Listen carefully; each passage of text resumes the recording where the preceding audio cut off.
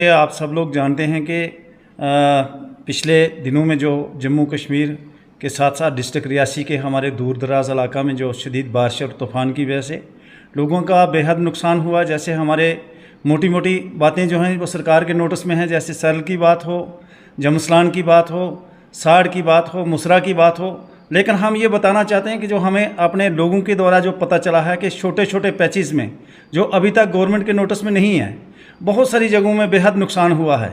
चाहे फसलों की बात करें, हम अपने फलदार दरख्तों की बात करें, ज़मीनों की बात करें, हमारे कैटल शेड की बात करें या हमारे रिहायशी मकानों की बात करें, तो बहुत ज़्यादा काफ़ी तादाद में नुकसान यहाँ पे लोगों का हो चुका है।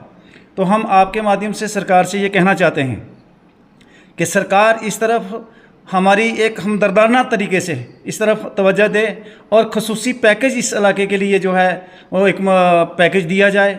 हम आपके माध्यम से जम्मू कश्मीर की सरकार, उमर अब्दुल्ला साहब से, एलजी साहब से और बिलखसूस हम सेंट्रल सरकार से ये गुजारिश करना चाहते हैं कि जम्मू कश्मीर आपका एक ताज रियासत है। इसके लोग इस वक्त बहुत मुसीबत में हैं, बहुत परेशानी में हैं। लोगों के आशियाने उजड़ गए, लोगों के घर बार उजड़ गए, बहुत सारी दिक्कतें इस वक्त लोगों को हैं। जो लोग यहाँ के लोग उन दिक्कतों का सामना कर रहे हैं, हम आपके माध्यम से कहना चाहते हैं कि सरकार को फौरी तौर पर यहाँ पे जो हमारे मुतासरीन लोग हैं, जो फ्लड के से मुतासर हुए, इन लोगों को फौरी तौर पर एक स्पेशल पैकेज देना चाहिए और इन लोगों को रिहेबिलिटेट करना चाहिए। मैं आपके नोटिस में एक चीज़ लाना चाहता हूँ कि जो हमें सोर्सेज के ज़रिए से पता चल रहा है कि जो यहाँ पे हमें कंपनसेशन देने की जो बात की जा रही है, हम उसमें सरकार की तवज्जो दिलवाना चाहते हैं कि जिन लोगों का मकान, ज़मीन और सब कुछ छीन गया है, तो उन लोगों को जो मुआवजा देने की बात की जा रही है बहुत कम है। इसमें उनकी ज़िंदगी गुजर बसर करना नामुमकिन है। और एक चीज़ और हम आपके नोटिस में ये लाना चाहते हैं कि सरकार ने जो इसका क्राइटेरिया बनाया है मकान का, कई लोगों के मकानों के ज़मीन से नीचे ज़मीन ही निकल गई है। ना जाने वो आज डैमेज होते हैं या कल होते हैं, लेकिन वो किसी सूरत में नहीं बच सकते हैं। ना तो वो वहाँ पे घर बना सकते हैं, ना ही उनको गवर्नमेंट ने शिफ्ट करने का कोई ऐसा प्रोसीजर बनाया है। हम आपके माध्यम से कहना चाहते हैं कि एक टीम का गठन किया जाए जो इलाके में जाए और बाज़ाब्ता उनके साथ एक टेक्निकल टीम होनी चाहिए। वो जाके इलाके में मुआयना करे, देखे कि ये घर सेफ़ हैं या अनसेफ हैं। जो अनसेफ हैं, मैं समझता हूं कि उन लोगों को वक्त रहते वहां से शिफ्ट करना चाहिए और उनको भी रिहेबिलिटेट स्कीम में लाना चाहिए, क्योंकि बहुत ज़्यादा नुकसान लोगों का हो चुका है।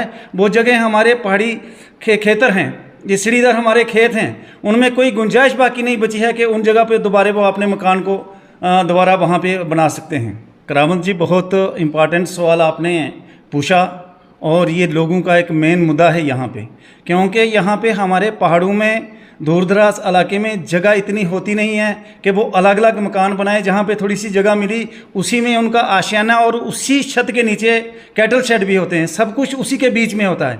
लेकिन ये हमारे अगर जो फील्ड स्टाफ है वो अगर इस किस्म की रिपोर्टिंग करते हैं कि इसे सिर्फ कैटल शेड है, तो ये उन लोगों के साथ सरासर नाइंसाफ़ी होगी, क्योंकि उसी के शेड में हमारे लोग भी रहते हैं, उसी में हमारे कैटल भी रहते हैं। लिहाजा हमारी सरकार से ये गुजारिश है कि देखकर मुआयना अच्छी तरह से करके, अगर किसी के पास कैटल शेड और उसका अपना रेजिडेंस है ही एक, तो उस बंदे का क्या कसूर है, उसको भी फुल्ली जो रेजिडेंस जो है उसमें लाना चाहिए ताकि उसको इस स्कीम का फ़ायदा पहुंच सके।